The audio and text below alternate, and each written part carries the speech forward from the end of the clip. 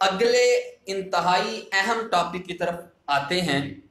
अगला हमारा इंतहाई अहम मौजू ये है कि गुज़श्ता दिनों कुछ दिन पहले यूनान की पार्लियामेंट के अंदर यूनानी जो जमात है अलिनिकीलिसी, उसके सदर किरियाको विलोपोलो, उनकी तरफ से सख्त तरीन बयान पाकिस्तानियों के हवाले से दिया गया, जो हम पाकिस्तानियों की दिल आज़ारी का बायस बना। यूनान के अंदर जितनी भी कम्युनिटी हैं, ज़ाहिर बात है इस वक्त वो मौजू हमारे ज़ेर बहस है। तो उस हवाले से आपने क्या कदम उठाया? पाकिस्तानियों की इज्जत नफ्स जो मजरूह हुई, उसके हवाले से आपने क्या ताज़ा तरीन आपके पास खबर है, सूरत हाल है? अब शाह साहब आपके हवाले करके।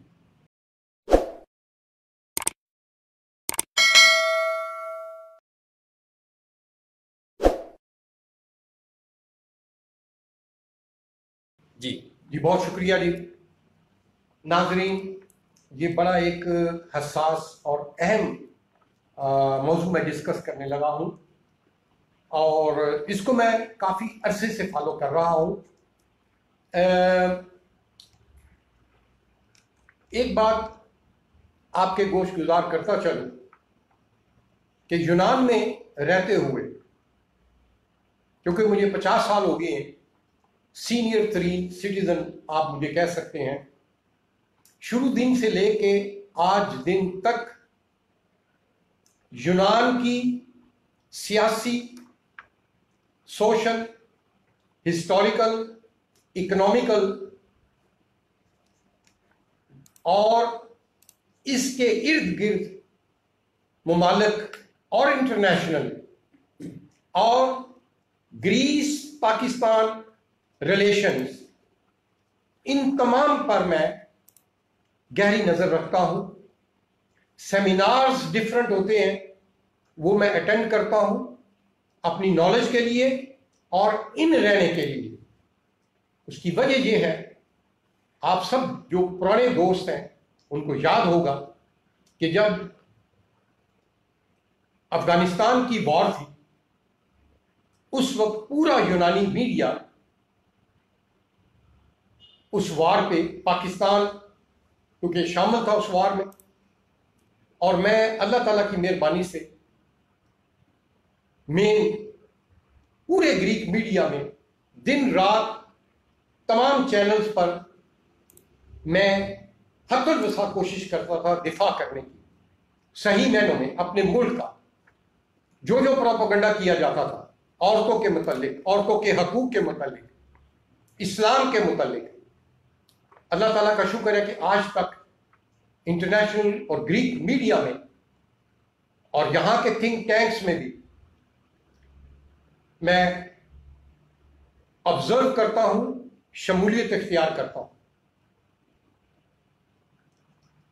आप सबको मालूम होगा, मैं थोड़ा सा आपको बैकग्राउंड, जो पुराने लोग हैं, सीनियर लोग हैं हमारे यहाँ पाकिस्तानी यूनान में, वो जानते हैं कराजाफेरी एक बहुत बड़ा नाम, एक लीडर, उसका अपना चैनल भी है टीवी।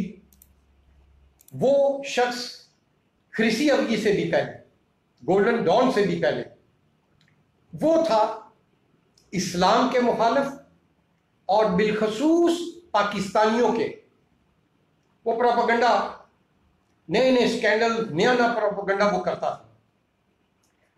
उसी के उसने फिर एक अपना ये सियासी जमात बनाई और उसी में ये जो चंद शख्सियात बड़ी बड़ी आज नया डेमोक्रेटिया के मिनिस्टर्स हैं, वो भी उसमें थे, उसके साथ थे। उन्होंने खैरबाद किया, वो सही रास्ते पर आ गए। उनके साथ भी मेरा लाइव टीवी मुनाजरे चलते थे। उन्हीं में से एक ऐसी शख्सियत जिन्होंने आज, उनका बेसिक काम टीवी पर कमर्शियल है, अपना वो दवाइयां और अपने लोशन वो बेचते हैं, किताबें, बुक्स बेचते हैं टाइम लेकर टीवी पर, ये उनका रोजगार है। उन्होंने एक जमात बनाई सियासी, एलेनिकीलिसी, चौथी जमात है पार्लियामेंट में इस वक्त, बड़ी जमात। जी जी। और उनके सरबराह हैं किरियाको वेलोपोलो। ये भी शुरू से इस्लाम और पाकिस्तानियों के सख्त खिलाफ है। और शुरू से ही अपने प्रोग्रामों में और टीवी में जो अपना टाइम लेते हैं अपने चैनल में, हर प्रोग्राम में उनका मौजू टर्की तो है ही है। क्यों कि टर्की के साथ इनका बहुत बड़े कॉन्फ्लिक्ट्स हैं, वो जायज है, उनका हक बनता है, पड़ोसी है, उनके अपने मामलात हैं, हमें उससे कोई लेन देन नहीं। लेकिन हर प्रोग्राम की तान बीच में पाकिस्तान का नाम वो जरूर लेते हैं अपने तबसरों में, अपने प्रोग्राम्स में। और जब से इन्होंने ये जमात बनाई, इलेक्शन जीता और पार्लियामेंट में आए, इन्होंने टर्की का जो भी इनका कॉन्फ्लिक्ट्स वो भड़ास निकालते हैं, उसमें अब इन्होंने पाकिस्तानियों को और पाकिस्तान को शामिल कर लिया है। ये 24 नवंबर 2019 को इन्होंने फेक न्यूज जो है, ये अपने नाम से नहीं, ये किसी के नाम से लगाई, लेकिन हमने इसका पता कर लिया। ये पूरी खबरें इन्होंने, ये आर्टिकल इस फेक न्यूज के साथ इन्होंने सोशल मीडिया पे लगाया कि जी एक पाकिस्तान का तैयारा नेवी का वो दिखाया कि टर्की के जहाजों, हवाई जहाजों के साथ पाकिस्तानी हवाई जहाज जो हैं नेवी के, वो इनके जो एगीओ है, इनके इलाकों में जो प्रवास की, मशकें की साथ, और पाकिस्तानी बहरी जहाज और उसके फौजियों ने भी यूनान के खिलाफ ये प्रोपेगेंडा इन्होंने ये कर रहे हैं। जबकि मैं बड़े वसौक और सबूतों के साथ, सफारत खाना पाकिस्तान यूनान भी इस चीज से आगाही है, जाहिर है उनका काम है। ये बिल्कुल फेक न्यूज थी ना। देखें, एक बात मिस्र क्रिया को वेलोप्लो आपको समझ लेनी चाहिए, मैं ग्रीक में भी इस पे तबसरा करूंगा ताकि इसका मकसद पूरा हो। आपको यह समझ लेनी चाहिए कि दुनिया में ग्लोबल वर्ल्ड है, हर मुल्क के साथ अपने हालात और वाकयात और अपने मफादात के मुताबिक तल्लकात होते हैं। ये इंटरनेशनल पॉलिसीज में शामिल है जो तमाम ममालिक समझती हैं इस चीज को। जिस तरह हमारा इंडिया से कॉन्फ्लिक्ट है, ईरान का इराक से था, इसी तरीके से बाकी ममालिक हैं, ग्रीस यूनान का टर्की से है, ये तो सदियों से है, वो अपना तय करते हैं। अब कुदरती बात है, हमारा पाकिस्तान का टर्की के साथ एक इस्लामी बरादराना तारीखी रिश्ता है। इसमें कोई कभी किसी पाकिस्तानी गवर्नमेंट ने या किसी ने नहीं छुपाया। इंटरनेशनल लेवल पे यूनान की हर हुकूमत, चाहे पासोक, न्या डेमोक्रेटिया, सीरिजा, कापा कापा या दूसरे तमाम सियासी जमातें, सबको मालूम है इंटरनेशनल पॉलिटिक्स में ये चीजें होती हैं। लेकिन मिस्र क्रिया को आप भूल रहे हैं, लोगों को गलत प्रोपेगेंडा आप कर रहे हैं। पार्लियामेंट में इन्होंने हवाला दिया, पार्लियामेंट में नहीं, इस सोशल मीडिया के उसमें, कि जुल्फकार अली भुट्टो ने भी यह बयान दिया था जब 1973 में साइप्रस और ग्रीस और टर्की का कॉन्फ्लिक्ट हुआ था, कि जुल्फकार अली भुट्टो ने कहा था कि हमारा टर्की भाई है, हम अपनी जानें नजराना कर देंगे आपके साथ साइप्रस के लिए। ये उस जमाने के हर लीडर बोलता है, सियासी बयान होते हैं। उसके बाद इन्होंने हवाला आज के प्राइम मिनिस्टर इमरान खान का भी दिया है कि उन्होंने भी अभी बयान दिया है ग्रीस के खिलाफ, जबकि ये बिल्कुल झूठ है। मैंने सर्च किया है, जुल्फकार अली भुट्टो शहीद का भी बयान मैंने निकाला, और उसके बाद जितने भी प्रेसिडेंट्स आए हैं उन सब के बयान टर्की के हवाले से और यूनान के हवाले से, किसी ने यूनान के खिलाफ बयान नहीं दिया। आज तक हमारे पाकिस्तान के किसी भी प्राइम मिनिस्टर ने यूनान हुकूमत के खिलाफ या यूनान की अवाम के खिलाफ आज तक कोई स्टेटमेंट फॉरेन ऑफिस में मौजूद नहीं है। हां,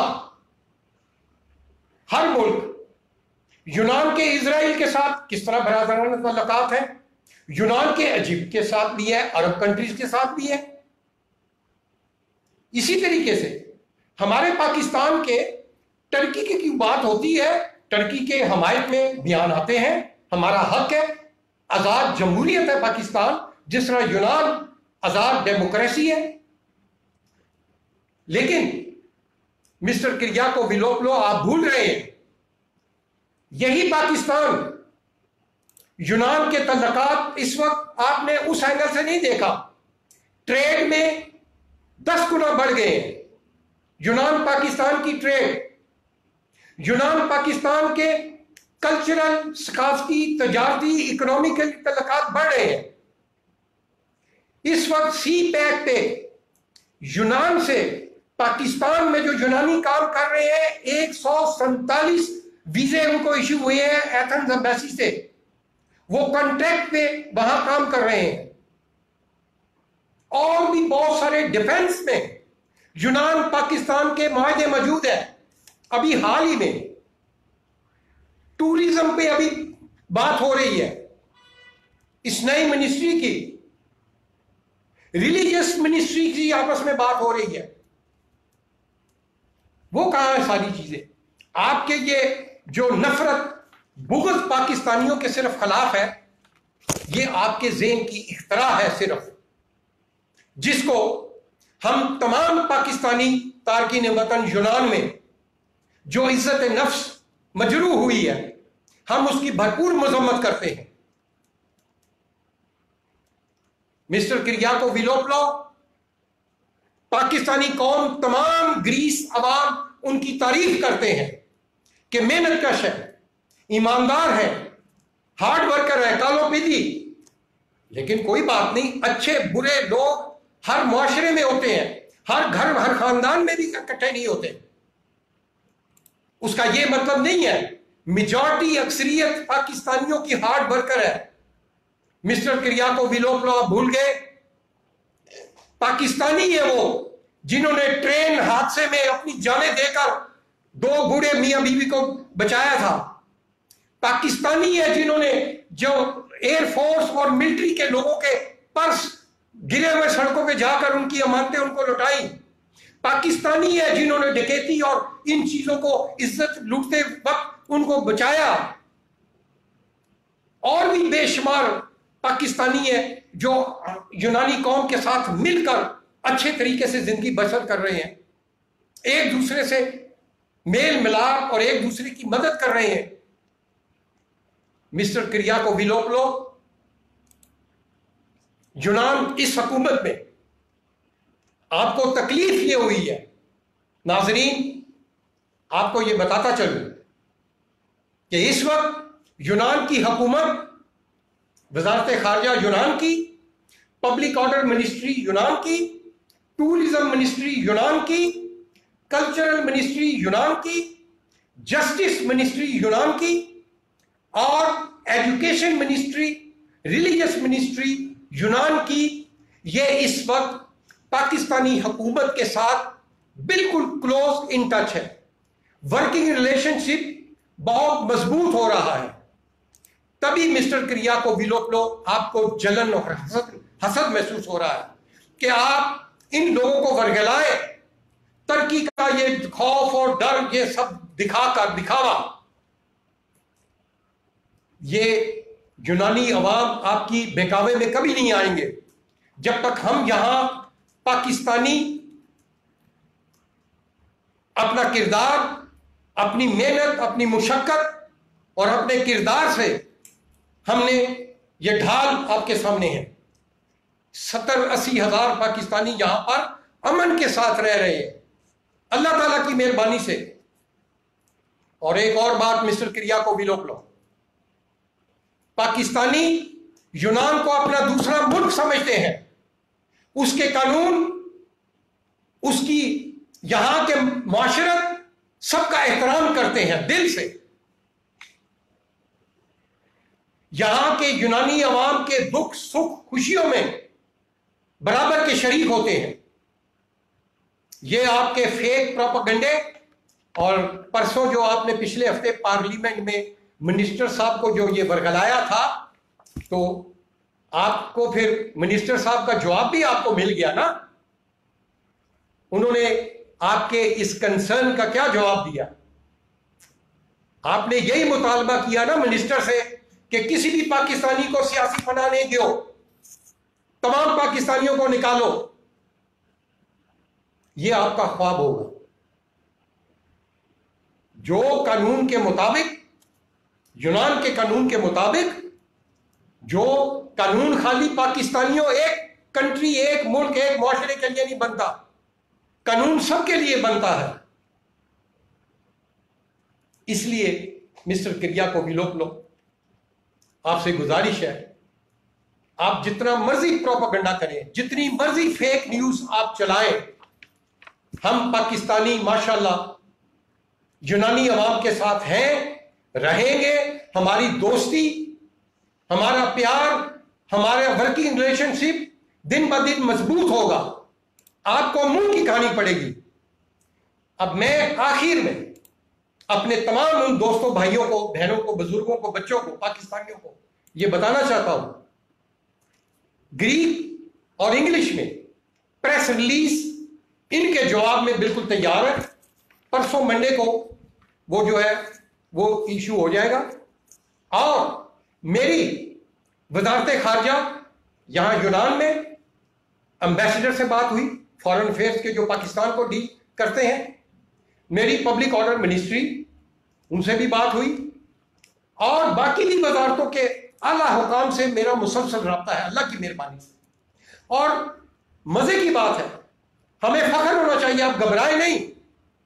सबके व्यूज इसके ऊपर हमारे हक में है, ये मैं कंफर्म आपको बता रहा हूं। वो इस चीज को सीरियस नहीं ले रहे। प्रोपेगेंडे तो होते रहते हैं हर मुल्क में। गोल्डन डॉन आई थी, खिरसी अभी आई थी, बड़ा उसने डर, खौफ, जुल्म की इंतहा कर दी। क्या हुआ? हम सब साबित कदम रहे ना, एक ढाल बने। आज कहां है वो खिरसी अभी? कहां? सारे टूट फूट गई, नफरत हो गई, खत्म हो गई, पार्लियामेंट से आउट हो गई जो तीसरी बड़ी जमात थी। इसी तरीके से ये जो ऐसे लोग हैं, ये सिर्फ अपनी सियासत को, इनके पास और कुछ नहीं है ना। इस पार्टी में एलेनीकी लीसी के पास कुछ भी नहीं है। अब सिर्फ वो ही खिरसी अबकी वाला राग अलाप रहे हैं, सिर्फ मुसलमान और पाकिस्तानियों के खिलाफ, ताकि अवाम को जो है मुश्तिल किया जाए अपने वोटों के लिए सिर्फ। क्योंकि अभी जो गैलप आए हैं, सर्वे आए हैं पिछले दिनों मुख्तलिफ टीवी चैनल्स के, उसमें इनकी जमात गिर रही है। तो ये सहारा लेने के लिए ऐसी गलत प्रोपेगेंडे कर रहे हैं। हमें घबराने की जरूरत नहीं है। मेरे दोस्त, मेरे भाई, मेरे साथी, आपकी दुआएं चाहिए। जब तक मेरी सांस में सांस है, जब तक अल्लाह ताला ने मुझे ये तलक दिए हैं, ये उसकी करम नवाजी और आप लोगों की दुआओं से हम इंशाअल्लाह ताला किसी भी इस मनफी प्रोपेगेंडे को कामयाब नहीं होने देंगे। ये मेरा कहना था इस मौजू के ऊपर। Αγαπητοί φίλες και φίλοι, σας είχα ενημερώσει αρχή του προγραμμάτος ότι θα κοβεντιάσουμε ένα πολύ ευαίσθητο θέμα, όπως γνωρίζετε ότι καινούριο κόμμα στη Ελληνική Βουλή, η Ελληνική Λύση, και ο αρχηγός, ο πρόεδρος του, Κυριάκο Βελόκλο, εντάξει, αγωνίζει για τη ζωή του, έχει δικαίωμα, για την πολιτική του, έχει δικαίωμα, αλλά κύριε Κυριάκο Βελόκλε, Από την αρχή, όταν είσαστε με τον κύριο Καρατζαφέρη, από τότε είχατε μέσα μίσος για το Ισλάμ, για τους μουσουλμάνους, λόγω Τουρκία και για τους Πακιστανούς. Για την Τουρκία, Ελλάδα, ό,τι διαφορές έχει δικαίωμα Ελλάδα, ο κάθε Έλληνας, να προστατεύσει, να περασπίζει τα δίκαια δικαιώματά τους. Ό,τι διαφορές έχει με τη γείτονη χώρα πρέπει να τα λύσει. Έχει κάθε δικαίωμα να τα πει, να εκφράσει όσο θέλει. Αλλά να μπλέκει με φάλσες τη άλλη χώρα, το Πακιστάν και τους Πακιστανούς, αυτοί που εργάζονται εδώ ειρηνικά, με δίκαια, και να κάνει fake news. Εδώ, 24 Νοεμβρίου 2019, είναι fake news. Ότι είπε τότε ότι στο Αιγαίο η άσκηση που έχει κάνει η Τουρκία ήρθανε πακιστανικά αεροπλάνα και κάνανε κοινή πολεμική άσκηση και ήρθανε πακιστανικά πλοία και πακιστανικός στρατός, και ανάφερε αυτό το άρθρο ότι και τότε το 1973, όταν έγινε με την Ελλάδα και με το Κύπρο και με την Τουρκία, τότε ο συγχωρεμένος ο πρωθυπουργού του Πακιστάν, Ζουλφακάρ Αλί Μπούτο, και τότε είχε αναφέρει ότι η Τουρκία είναι η αδερφιά μας και εμείς θα πολεμήσουμε εναντίον της Ελλάδος. Και το τωρινό πρωθυπουργός, ο Ιμράν Χάν, γράφει εδώ μέσα και αυτός τα είπε τα ίδια λόγια, που είναι εντελώς ψεύδες. Ψέματα είπε.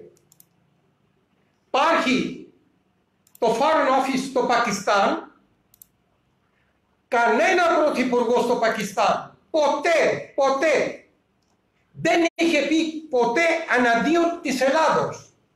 Ναι, Τουρκία είναι αδερφική χώρα μας, λέμε για την Τουρκία φυσικά, όπως και Τουρκία λέει για το Πακιστάν και για άλλες χώρες, αλλά ποτέ δεν έχει πει κανένα ότι Πακιστάν θα πολεμήσει εναντίον της Ελλάδος.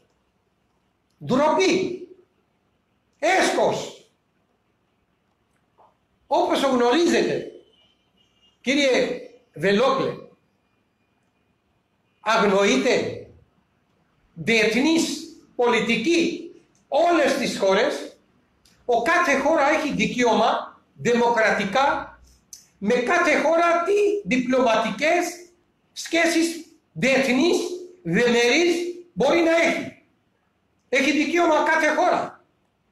Ελλάδα με το Ισραήλ έχει πολύ καλές σχέσεις, και η Ελλάδα έχει και με την Αίγυπτο και με αραβικές χώρες. Αυτό τι σημαίνει? Ενώ οι μουσουλμάνοι δεν πάμε καλά με το Ισραήλ, αλλά σέβομαστε. Υπάρχει διεθνή μία συνεννόηση, κατανόηση. Εμείς, όπως έχουμε και εμείς με την Ινδία, με την κυβέρνηση, όχι με το λαός, το ίδιο και η Ελλάδα με την Τουρκία, με την κυβέρνηση, όχι με το λαό. Οι λαοί μεταξύ τους είναι αγαπημένοι. Έτσι πρέπει να είναι. Πολιτική έχει άλλα επίπεδα. Κύριε Βελόκλε, μην μπλέκετε τους Πακιστάν και τους Πακιστανούς για τους ψήφους σας, να παρασύρετε τους ελληνικούς λαούς. Δεν έχει πει ποτέ κανένα πρωθυπουργός, ούτε η κυβέρνηση του Πακιστάν, εναντίον της Ελλάδος. Κύριε Βελόκλε, ξέρετε, αυτή τη στιγμή η κυβέρνηση Νέα Δημοκρατία και επί ΠΑΣΟΚ και προηγούμενη κυβέρνηση Νέα Δημοκρατία πόσες διμερείς σύμβασεις έχει υπογράψει, πετυχημένες, εμπορικές, οικονομικές και σε επίπεδο τουρισμό και επίπεδο πολιτισμό. Και τώρα έχουν προχωρήσει και δημόσιας τάξης. Και ξέρετε πόσο έχει φτάσει το ύψος οικονομική Ελλάδα-Πακιστάν που προχωράει και πόσοι Έλληνες, πάνω από 150 Έλληνες πήρανε βίζα από πακιστανική πρεσβεία Αθήνα και πήγανε στο Πακιστάν, το CPEC, το μεγάλο ιστορικό έργο που γίνεται Κίνα-Πακιστάν εκεί και δουλεύουν, προσφέρουν γνώσεις και εργασία και αυξάνεται αυτό το πράγμα. Για ποιο λόγο? Οι Πακιστανοί που μένουν εδώ και δεκαετίες, δόξα τω Θεώ, είναι τίμοι εργατικοί και έχουν συμβάλει στην ελληνική κοινωνία. Σέβονται τα έθη και τα ένθιμα και τον νόμο της Ελλάδος. Καλοί κακοί υπάρχουν παντού. Σε κάθε χώρες. Γι' αυτό, για εξαίρεσεις και Έλληνες, Πακιστανοί και Χριστιανοί και Βουδιστές, όλοι παντού υπάρχουν καλοί και κακοί. Τους κακούς το καταγγέλνουμε και εμείς ήδη οι Πακιστανοί. Έχουμε αποδείξει. Εμείς ειρηνικά εδώ ζούμε. Σέβομαι τη χώρα, είναι δεύτερη πατρίδα μας Ελλάδα. Σέβομαι τους νόμους και τα έθη και τα ένθιμα. Οι Πακιστανοί είναι που έχουν δείξει τα παραδείγματα σε πολλές περιπτώσεις. Γι' αυτό, κύριε Βελόπλε, να προσέχετε. Δεν θα σας περάσει αυτό που πάστε κάνετε. Όσο και να πείτε για τους Πακιστανούς και για το Πακιστάν, δεν μας αποσχολεί καθόλου. Μηδέν. Εμείς εδώ, περίπου 70-80 χιλιάδες οικογένειες και τα παιδιά, όλη η νεολαία μας αγωνίζει, συμβάλλει στην καθημερινή ζωή και θα συμβάλλει και θα προστατεύσει στην Ελλάδα. Δόξα τω Θεώ. Αγαπάμε και ο Έλληνας είναι φιλότιμος, αγαπητός λαός. Μας καταλαβαίνει. Όσο η προσπάθεια και να κάνετε εσείς, δεν θα σας περάσει. Και το ξέρετε στη Βουλή που το ρωτήσατε στον Υπουργό και τι σας απαντήσε. Η ελληνική κυβέρνηση αυτή τη στιγμή, έχω επικοινωνήσει, έχω άψογη συνεργασία εμείς όλοι, με όλα τα υπουργεία, με όλα τα επίπεδα. Μας αγαπάνε και μας σέβονται. Και θα έχουμε καλή συνεργασία. Εύχομαι Ελλάδα να πάει μπροστά, ελληνικός λαός να πάει μπροστά. Εμείς θα είμαστε δίπλα πλάι σας, χέρι με χέρι. Πρώτα Θεός. Κύριε Βελόπλε, βγάλτε μισούς από τη μέσα. Δεν κάνει. Όπου υπάρχει αδικία από τους μουσουλμάνους ή από τους Πακιστανούς, θα είμαστε πρώτοι μαζί σας. Και ήμασταν και πριν.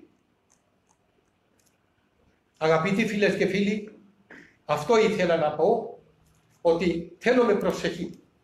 Μην μοιράσουμε μισούς. Δεν είμαστε. Βλέπετε, κορονοϊό, παγκόσμια πώς μας έφερε σε δύσκολη στιγμή. Ούτε μία στιγμή στην άλλη στιγμή δεν ξέρουμε τι μας γίνεται. Τι είμαστε άνθρωποι, τίποτα. Θέλουμε αγάπη, στοργή, όχι μισούς. Να μένουμε, να μοιράσουμε χαμόγελο και όσο μπορούμε να προσέχουμε. Η ελληνική κυβέρνηση, η ελληνική πολιτεία προσπαθεί. Έχει πετύχει η Ελλάδα, δόξα τω Θεώ. Μην πάμε πίσω. να συμβάλλουμε όλοι, και μετανάστες, ή μουσουλμανοί, Ινδουέστες, Εβραίοι, Χριστιανοί, όλοι. Χέρι-χέρι είμαστε μαζί. Θα περάσουμε αυτές τις δύσκολες στιγμές. Η Ελλάδα θα πάει μπροστά πρώτα Θεός. Σε όλα τα επίπεδα. Είναι ιστορία ελληνική. Στα παιδικά χρόνια σχολείο διαβάζαμε ελληνική ιστορία. Οχρωτικά για την Ελλάδα. Μέσα το αίμα μας είναι. Γι' αυτό, κύριε Βελόπλε, να προσέχετε. Μόνο αυτό θα σας πω. Η αγάπη, στοργή και χαμόγελο είναι κλειδί για το μέλλον, για την νεολαία μας και για τα παιδιά, για τη δεύτερη, τρίτη και επόμενη γενιά μας. Αυτό να μοιράσουμε. Ευχαριστώ πολύ.